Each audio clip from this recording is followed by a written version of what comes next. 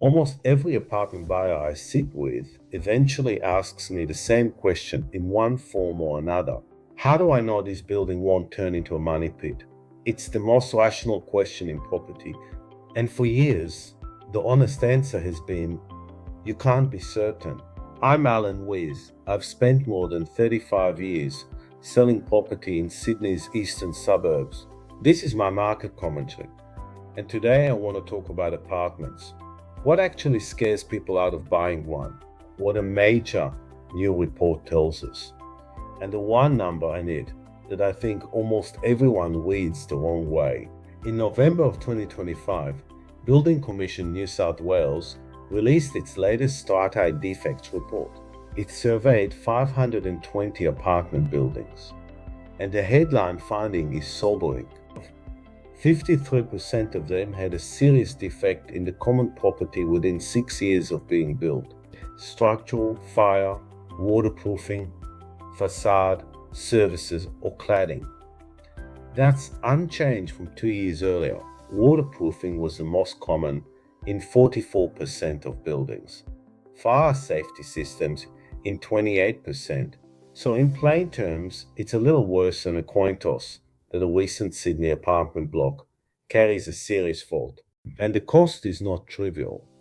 The owners who could account for it had spent $45 million on repairs, an average of around $215,000 per building. Insurance was affected for 74% of them, and 60% copped higher premiums.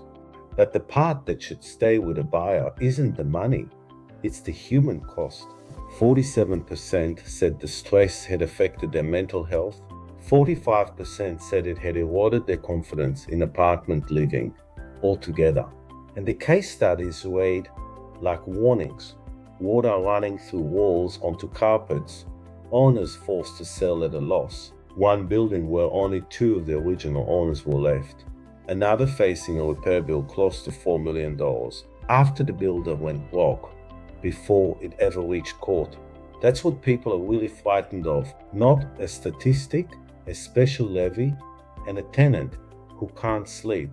Now here's where you have to read carefully, because the report also carries what looks like good news. Newer buildings show far fewer defects. Only 21% of buildings registered in 2024 reported a serious defect, against 69% of those from 2018. And you'll hear that quoted as proof the problem's been fixed. Be careful. The report itself warns against reading it that way. When you compare buildings of the same age at each survey, that difference almost completely disappears. There's no real improvement, just a younger building that hasn't yet had time to fail. And the proof is right there in the data. The 2018 buildings reported 46% waterproofing defects in the earlier survey, and 66% 2 years later. The same buildings, more faults found, simply because time kept exposing them. So understand this: a brand new block is not a proven block, it's an untested one. That distinction is the whole game, and most buyers have it exactly backwards. And this is where I'd ask you to look not just at the data behind you, but at the market you're buying into. The federal government has committed to building 1.2 million new homes by 2029, with New South Wales carrying 377,000 of them. And apartments are the bulk of what has to be delivered. So we're asking the industry to build more and faster. At the very moment its economics are the tightest. Construction costs sit almost 40% above where they were before the pandemic, even after the rate of increase cooled.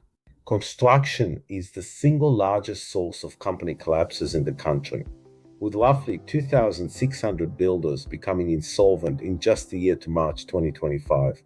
And the National Housing Council's own analysis has found that mid-rise apartments struggle to clear a normal developer margin in the capital cities without cheaper land or a subsidy. So hold those 3 things together: heavy demand for builders, cost near record highs, and a thin or absent margin on the finished product.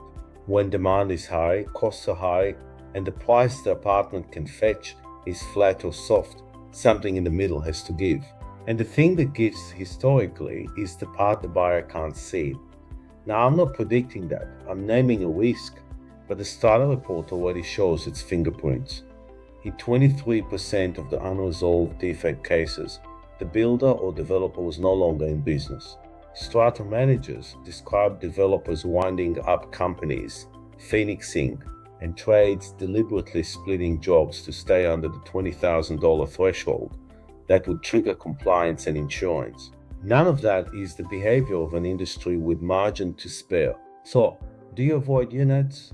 No, and I'll be the last person to tell you too. Apartments are how most people enter this market, and how many of my downsizing clients leave the family home gracefully. The point isn't fear, it's diligence. Commission your own inspection.